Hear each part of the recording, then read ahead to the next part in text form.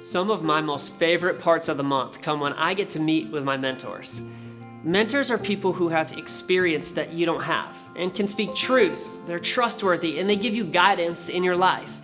And boy, oh boy, do I need guidance in my life. Listen, I'm not perfect. Each of my mentors gives advice and wisdom in different areas. There's this guy named Brady. He helps me grow as a leader and asks tough questions. I got a longtime teacher friend whose name is Brian.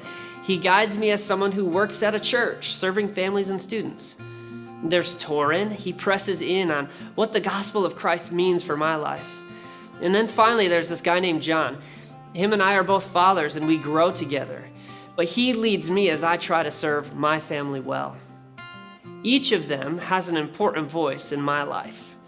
I trust them with my questions, my insecurities, my victories, and even my failures. If something is causing me confusion or needs direction in my life, I know exactly where to turn and who to talk to. They give great advice and speak with wisdom that is centered in God's word. Take a minute and think about this. Who is someone you trust to give you good advice in your life? Share the name of this person with someone around you.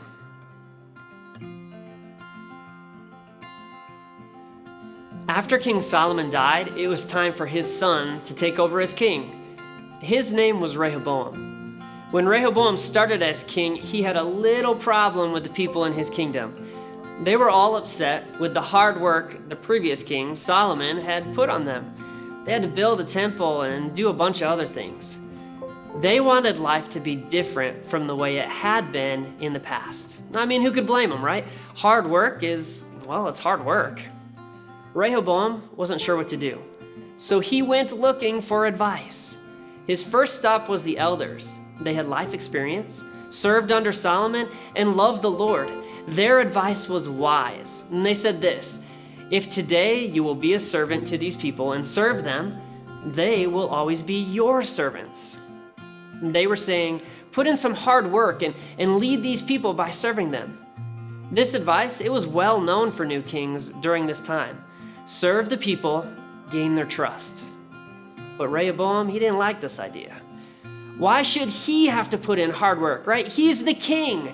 So he didn't listen to the wise advice, and instead he found advice from another place, from his best buddies who told him only what he wanted to hear. Their advice was just to tell the people to stop complaining or you'll make them work even harder. And Rehoboam, he did just that. He chose what was best for him only, and it literally split the nation of Israel in two. Solomon's wisdom really stands out here. The way of a fool is right in his own eyes, but a wise man listens to advice. Stop right here and answer this question. Have you ever ignored someone's advice because it wasn't exactly what you wanted to hear? Go a little deeper. Have you ever ignored God's instruction because it wasn't what you wanted to do? Receiving wise counsel or good advice can sometimes be very difficult to accept. Sometimes the right thing to do isn't always what we want to do. But it is so important to listen to the wise words of mentors, parents, coaches, bosses, and especially God. Why? Because those who have proven to be trustworthy in our lives often speak with our best interest in mind. They want what's best for you. God's guidance in His Word is no different. It is given so that we can live our best possible life, connected to Him and following His commands. But we need to listen to and follow what He says. I want to remind you of a verse. It goes like this: your word is a lamp unto my feet and a light unto my path.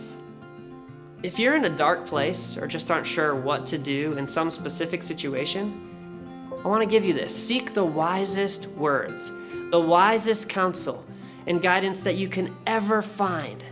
Go straight to God's word to find out what to do and then listen to what it says.